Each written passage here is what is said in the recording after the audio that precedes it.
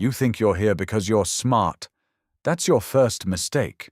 The agency doesn't need smart, it needs pliable. Right now you're standing in a room you've never seen before, in a city whose name you can barely pronounce, waiting on a signal that might never come. Forget who you were yesterday. That person is dead weight now, a liability with a name and a face, and people who still think they know you. From this second forward, you don't exist. Let me walk you through what it actually costs to become a ghost. It never starts with a bang. No dramatic recruitment, no tap on the shoulder in a dark alley. It starts with an email. Boring, forgettable, the kind you almost delete. You'd applied to some consulting firm out in D.C., the kind with a name so generic it means nothing. Then came the psychological screening. One question stuck. Would you choose the mission over your own family? You said yes. Didn't even blink. And that's exactly what they wanted to hear. They weren't hunting for a hero that day. They were hunting for someone who could fold up his own conscience and shove it in a drawer until it stopped making noise. You signed. Then the real digging began. They talked to your kindergarten teacher. They found your ex-girlfriend, the one you never mention anymore. They know about the candy bar you stole when you were 8 years old and too scared to put it back. None of that was about judging you. It was about owning you. Every secret, every embarrassment, every soft spot. That's leverage now. Congratulations. You just handed over the keys to your own life and didn't even realize you were doing it. Then the training starts, and it's nothing like the movies. They don't teach you to shoot first, they teach you to disappear in plain sight. It's called the gray man theory, and it's simple in a way that's almost unsettling. Walk into a room, and 10 seconds after you leave, if nobody in that room can describe your face, you passed. That's the whole test. You spend weeks learning how to walk like nobody, talk like nobody, dress like the extra in the background of somebody else's memory. You're not becoming a person anymore, you're becoming wallpaper, and it's relentless. They drill thousands of tiny details into you until your brain feels like it's leaking. Currency exchange rates, regional dialects, and the tiny slip-ups that give away a fake accent. How to tell, just from the reflection in a shop window, if the same man has been 30 feet behind you for the last 4 blocks. You're sleep-deprived most of the time, hungry more often than not. They strip you down piece by piece until there's nothing left but raw material, something they can shape. Because that's really what you are to them now. Not a person with skills, a weapon. Something they can pick up when they need it, point in a direction, and set back down when they're done.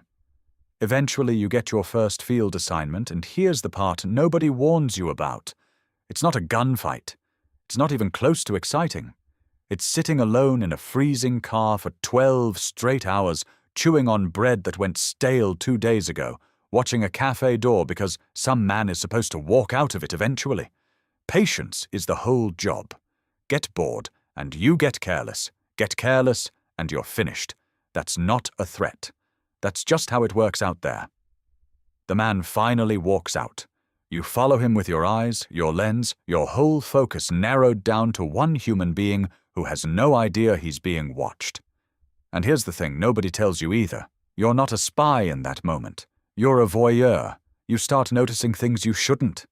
The way his wife laughs at something he says. The way his kid tugs on his sleeve at the crosswalk. The way he hesitates, just for a second, at a red light like he's thinking about something completely unrelated to you. And something starts creeping in, some small human feeling you didn't ask for. Kill it. Right now. That feeling is exactly what gets people like you killed. He's not a father.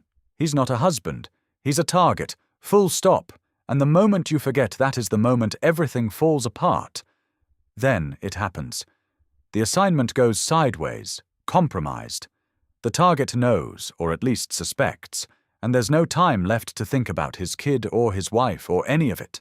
The training you hated, the training that broke you down for months, that's what takes over now. You've got a plan for everything, because they made sure of it.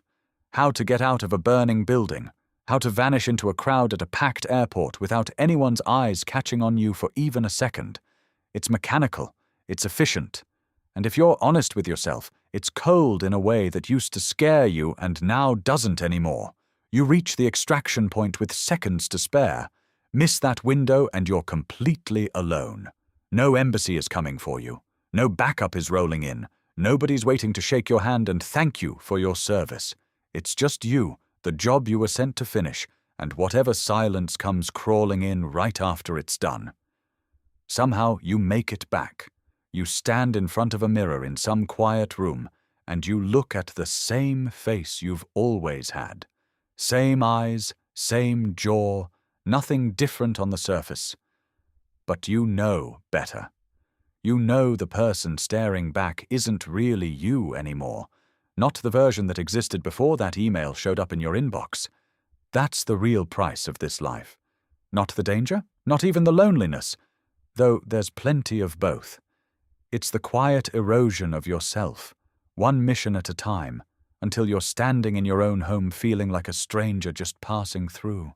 So if you've ever wondered what it actually takes to live a life built entirely on shadows, on lies you tell so well you start believing them yourself, now you know a little more than you did 5 minutes ago. Stick around, because there are more of these stories coming. And I'm genuinely curious, if you were standing in that room on day 1, if they asked you to choose the mission over everything and everyone you love, would you say yes without blinking? Or would the weight of it break you before you even got started? Drop your answer below. I want to hear it.